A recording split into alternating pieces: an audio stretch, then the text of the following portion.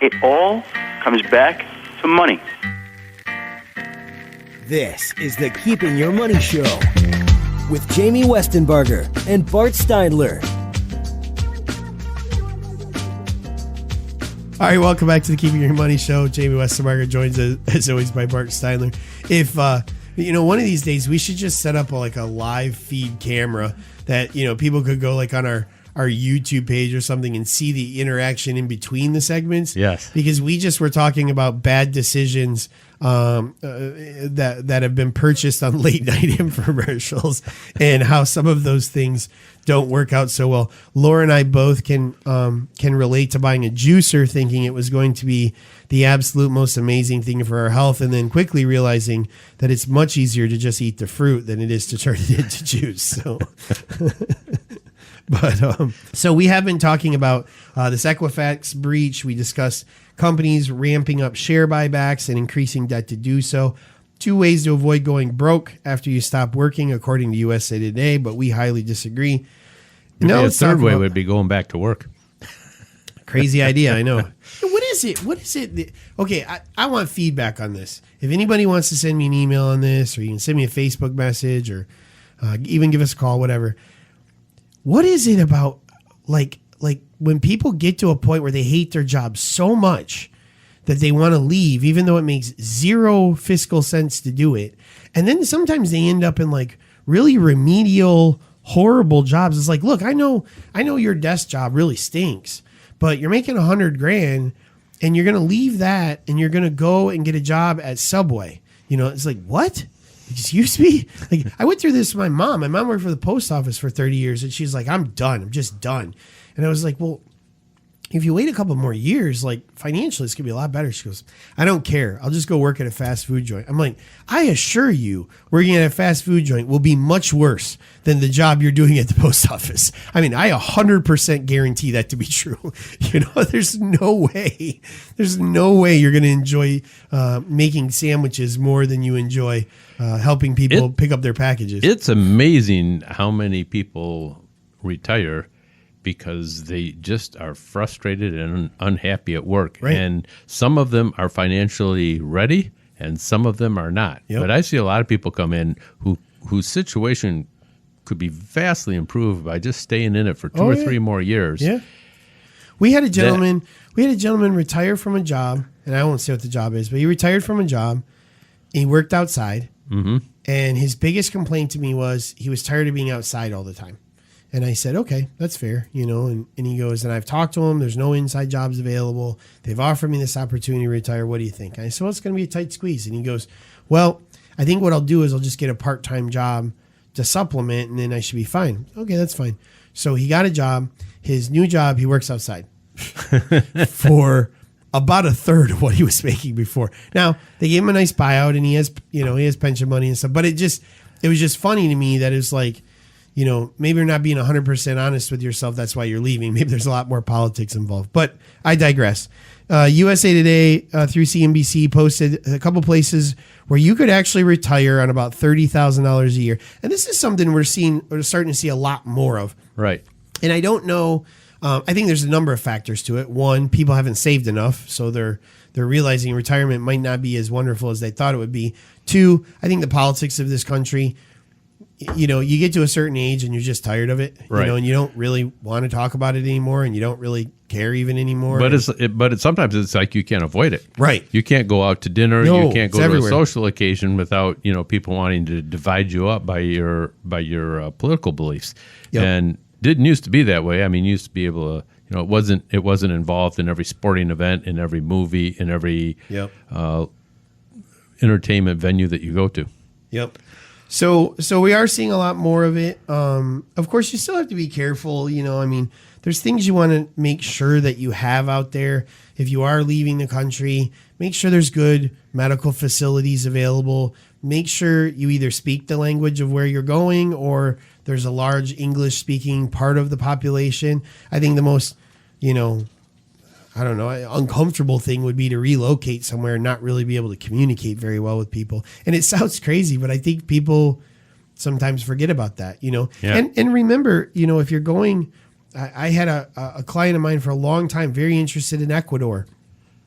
Prices are really inexpensive. It's right on the ocean. You know, you're close to Galapagos and all these other cool places and stuff.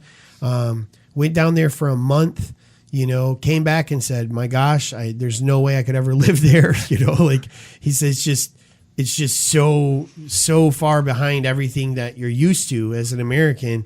Sometimes you gotta be careful with that. But I think a key point you made is that you go down and try a place before you make a full investment in actually moving there. Absolutely. So they pointed out a couple of places. Now, something I would encourage you, if you've never seen International Living, they're a company, put out a magazine, and they have a website and stuff. They do some really cool stuff in there. If it does ever interest you, of kind of places to look at, they list kind of the top 5 for them where you could survive under $30,000 a year. The reason they use $30,000 a year is they're taking into account the average monthly Social Security check is about $1,400. So they figure that a couple are probably bringing in around $2,800, and you know, with a little bit of retirement savings, you can get to $30,000 pretty easy. They point out Costa Rica as being a place for about $25,000 a year. You can live in Puerto Viejo, warm weather, beaches, good restaurants. And one I thought this was kind of interesting: Lagos, Portugal. Not a place I've ever been, but along the coast, looks pretty nice. They talk about Mexico. Boy, you know, Mexico always just kind of scares me a little bit. I've been there a million times, but I don't know if I always want to live. Now, this one really threw me off, though. Medellin, Colombia. Wasn't that like where all the drug lords are from? Yeah. I was like, wait a second. Isn't that where like, what was that guy's name? The most like famous one. Yes, Pablo Escobar. I'm like, that's where he was like set up. But I guess they're saying that, you know, it's a place that's really like has been cleaned up a lot and has great universities and museums and restaurants and hospital facilities and stuff like that. So who knows? Maybe I'm wrong. Maybe the drug industry had a really good, pension and plan, and we're very big about giving back to the community. Well, I was thinking, I think he was very big about giving back to the community. That's how he stayed in his power so long. Yes. So maybe they were smart with some of that money and made some really great investments in infrastructure and stuff, which would be kind of humorous, actually. It's not in this article, but I've heard that Santiago, Chile is also kind of a neat area to go to. Yeah, a lot of those little Central America. It's kind of one I always wanted to check out. Mm-hmm. I think the biggest thing with that, though, like you said, go stay. Even if it's Tampa, you think you're going to move to Tampa, go rent a place in Tampa for a couple months and see how much you really like Tampa. The worst thing you could do is buy a condo, and the third month you're there, you're like, boy, I actually hate it here. Yeah, I had some good friends and they just moved out of Grand Rapids to move to Florida. But for 5 years, they went down there and spent their winters there, renting in different spots and traveling up and down the coast and picking the area that they liked the most, and then That's made the decision. And, there's no hurry to do these things. Yep, that's an intelligent way to do it. All right, coming up, we're going to wrap up the show, send you into the weekend right here on the Keeping Your Money Show.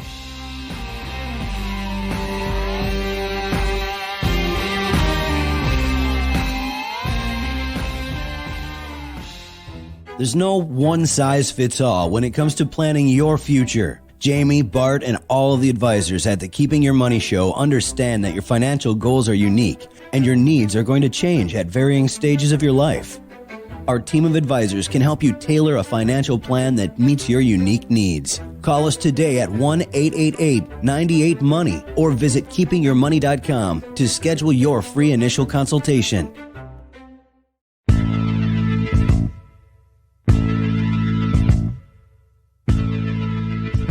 This is the Keeping Your Money Show with Jamie Westenbarger and Bart Steindler. All right, welcome back to the Keeping Your Money Show. Jamie Westenbarger joined, as always, by Bart Steindler. Another show in the books. If you missed it, come back an hour earlier. Check us out.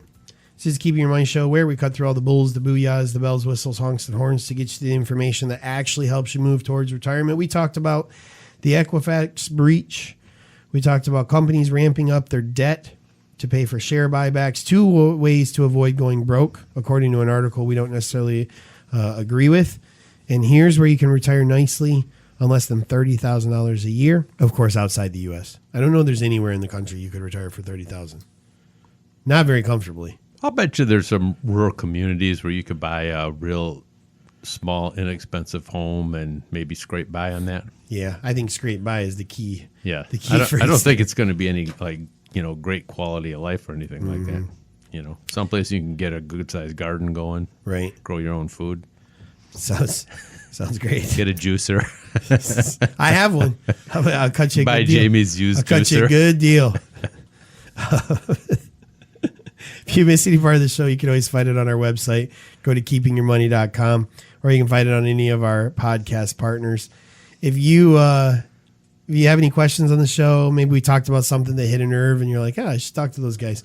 You're welcome to give us a call. 888-98-MONEY is the number. 888-986-6639, or shoot me an email, info, that's INFO, at keepingyourmoney.com. So, well, it's officially August. I hope everyone has enjoyed their July, and I hope we have a great August as well. Maybe somewhere between unbelievably stifling hot and freezing cold rain, if we could get somewhere in the middle of that. I don't know, man. This summer has just slammed right by me, and I don't feel like I've gotten my share of enjoying myself out in the nice weather. No, I agree 100%.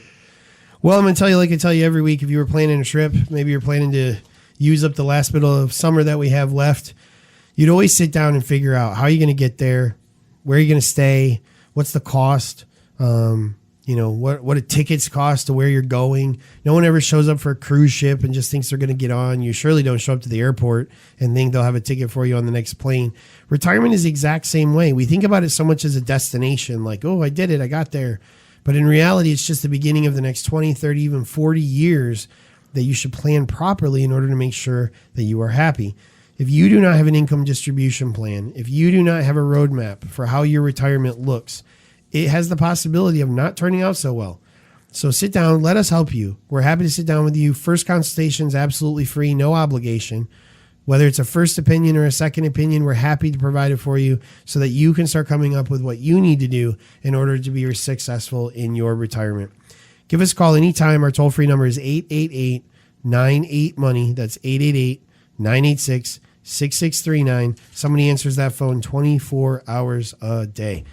So everyone here at the Keeping Your Money Show, Dan Vincingo, Shane Thorson, Nate Boonstra, Matt Cerno, Adam Seifert, Jonathan Hayes, Troy Fox, Dave Bruce, Leo Solano, our partners Kylan Law, Broll Tax and Accounting, our wonderful producer Laura Reidenauer, my compadre Mr. Bart Steinler. I'm Jamie Westenbarger.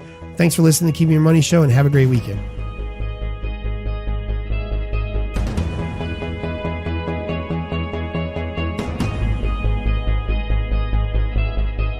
Registered representatives offer securities through Securities America, Inc., member FINRA SIPC. Financial advisors offer advisory services through Securities America Advisors, Inc. Forest Hills Financial, Inc. and Securities America are separate entities.